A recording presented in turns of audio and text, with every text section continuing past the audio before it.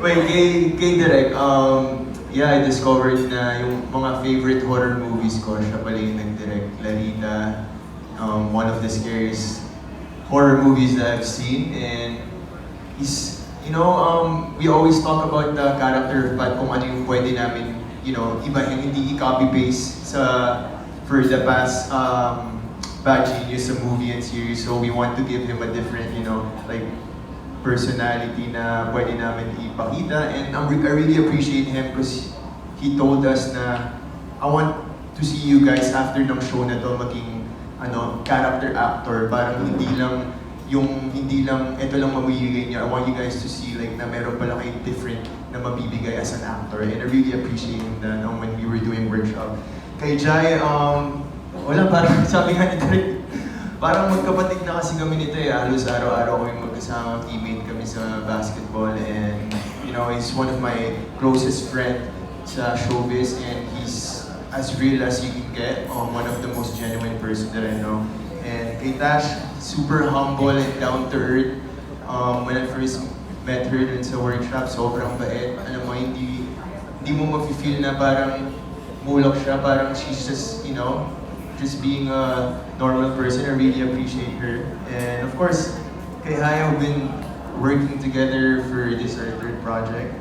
And I really am really excited for her to, to showcase Grace. Ang hindi naman po bagay na bagay sa kanya yung bagong gupit niya ngayon. And yeah, we're just excited to work on a new project because this is gonna be a different challenge, and we're always up to a new challenge. Aya? Hi. I would say for Direct, I have the same thoughts as Gab. And also, I really appreciate na, I don't know, a lot of the films that I've seen in the past, I love that finding out that it was directed by you, they were so beautiful, and also I appreciate how hands-on you are with everything. It really feels like such, I know that I can trust you and your vision, and it's helped us all build like a team together to work on this project, so I really appreciate that. And with Kuya, sorry, nasanay ako from Sitaw. Pero, what can I say? Wait, what did we find out? I'm not sure how to answer that with everyone. I've been working with you since SSA, and I just love that, he's always super helpful with me and super genuine, and everyone's so genuine. But I appreciate that, and I'm excited to work with you again on this project too. And then with Natasha, girl, I have so much love for you already. Like, she's so cool, she is very down to earth, and I appreciate how much she's been there for me, even though we've only, started working together, and I feel like we've connected in some way. So, yeah, and then with Gab, of course, you didn't get a new haircut, so I can't say anything about that. But, I'm really looking forward to working on this project with you, and I also know that you're gonna kill it. And he's super hardworking, he's very motivated, so I'm already proud of you. And yeah, there you go. Ash?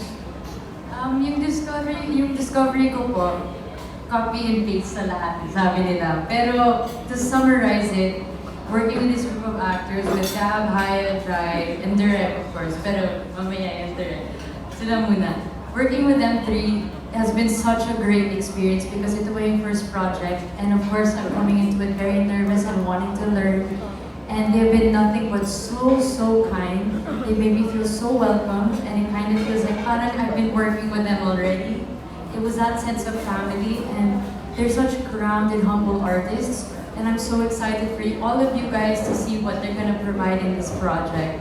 Pero as for Direk, yung discovery ko kay Direk, grabe, sobrang masipag. I see the work that he puts in, his attention to detail, and he really makes sure to guide all of us and make sure that we're ready the day of shooting, which is gonna be next week. Thank you, Direk. Thank you so much, talaga, for always making sure that we can rely on you and just lean on you. Thank you. Yeah, kay Gab, Discovery. Syempre tagal na rin na magkasama ni Gab. Like, before the series, magkasama na kami with the basketball game. So, no new discoveries. Siguro meron is that, hindi lang ako, lahat tayo madi-discover in different side of Gab this time. No? Doing Chasing in the Wild, doing other projects. And this time, a different Gab siguro mapapanood natin dito. Also with Naya, this is her third project. No? Makikita natin yung differences from Sitaw and then yung ginawa nila. And so far, wala naman new discoveries with the both of them kasi like, we're still doing Avenues of the Diamonds ngayon, which is yung book 4 ng University series. So, magkakasama naman kami. With Dash, sobrang nagulat ako na she's really down to earth. She's really humble. And sobrang grabe siya mag-work hard. She's really into this series. She works everything sa character niya. Like, sa workshop, may sinabi, susunod na araw, na-apply niya na. So, grabe, sobrang hands down ako kay Tash doon. She really loves what she's doing. And syempre kay Direk, same with Gab. Isa sa mga recent na napanood ko na horror was yung Malyari. I didn't know na siya pala yung gumawa nun. It was really, really nice. And excited ako kasi si Direk very collaborative. Very detailed siya. So, anong gusto niyang mangyari sa characters. And sobrang grateful ako for that dahil at least alam ko kung saan ako mapunta. Alam ko kung ano yung mga dapat at hindi ko dapat gawin. And excited ako kasi syempre hindi to horror. So excited ako kung ano yung magiging outcome ng collaboration namin lahat. Especially working with them. Correct? Well, ako sobrang excited ako to work with them. Kasi tayo dito, kapag magkakasama kasi kami, naging kulitan eh. Nagiging masaya sila kasama. I mean, of course, di ba, nawawala yung walls mo na dito as a director, them as an actor. Everything becomes collaborative, which is so important for me. Kasi sabi ko nga, at the end of the day, sila yung makikita, hindi ako eh. Di ba? I will guide them through kung saan sila dapat pumunta or saan dapat papunta yung buong material. Pero basically, it was them who needs to work hard para marating yun. And I'm so grateful na sila yung for the second series that I will do and for a big franchise na tulad dito ng Badges that I was given an opportunity to work with these actors. I mean, si Tash, mukha lang kuya ka na pero pilya yan. Same. Si Haya yan, tatahitahimik silang dalawa. Etong dalawang lalaki na to, I mean, during, special kahit backstage or kahit saan, kung magkulitan, kala mo minsan parang, hinihintay ko na talagang magsuntukan itong dalawa ito kung magkulitan eh. Sobrang pilya sa isa't isa eh. But, yun yung natutuwa akong makita sila kasi alam mo lang na nag-gel na sila as a group and alam mo lang na malaki yung itutulong na kung paano nila dadalhin yung material. Yun. And at the same time, kapag nagdi-discuss kami, natutuwa ko na parang how they really want to give a different personality to each character. I don't want to say just to learn, kasi parang kapag yun sa bagay na kasi alam kong inaaral nila eh. Mayroon ako nakikitang naka-notepad, may mga sticky notes yung iba. Alam mo lang na talagang they really want to learn and to study their material and their character as well. And ako naniniwala ako that they will give justice to each character na na-assign sa kanila. May sisingit lang ako, Gibbs, no? Direct, totally, this is a total turnaround sa pinanggalingan mong genre, which is horror. Ano ang kaibahan, and then the adjustment that you have to make. And then, of course, Tasha, are you open to love teams? Thank you. Hindi po ba horror ito? Ano horror ito? Parang mali yata. Yung pinisya horror to, di ba? Hindi po, for one thing po, well, for me, it's one of the challenges po eh. I mean, as a director, I always want to prove myself and I want to challenge myself na hindi lang ito yung material na kaya kong gawin. I think that's also one of the, parang yun naman ang goal ng bawat director.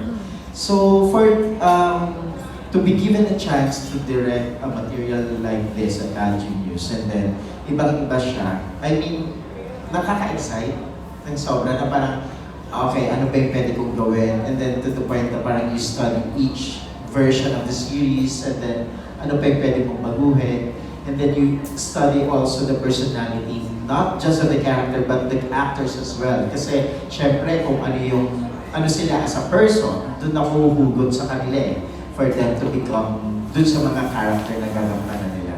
And for me, yun yung mga exciting part for this. And I remember that we have a lot of discussions on how we're going to change yung buong series of what the other franchise already offered.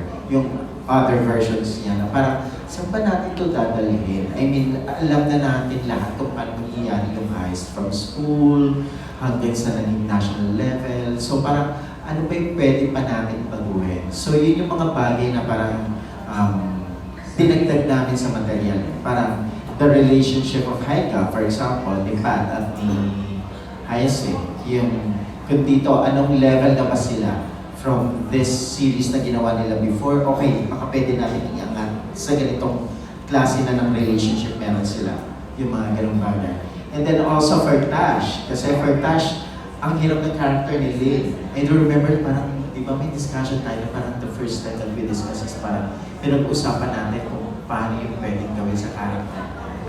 And then one thing that I really love for Natasha noong time na yun, she was open. Parang naalala ko pati buhok, pinag-usapan namin ng parang gawin yung buhok mo, yung pwede mo ganito, ano bang pwede mong damit, lahat. Pati makeup niya, pati tingin niya, yun yung mga ganong bagay. If you remember kanina, ito, yung piniplay namin, the look test.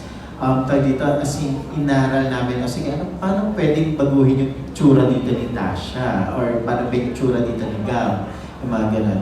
Ito po, wala ko ito sa aling pusa na to. But anyway, so yun, inaral talaga namin. And then even the staff, the costume design, the production design, each color and each palette that we use, we made sure that there's a meaning about it. We're not just gonna show you a visual na parang, ito yung nakikita namin. No.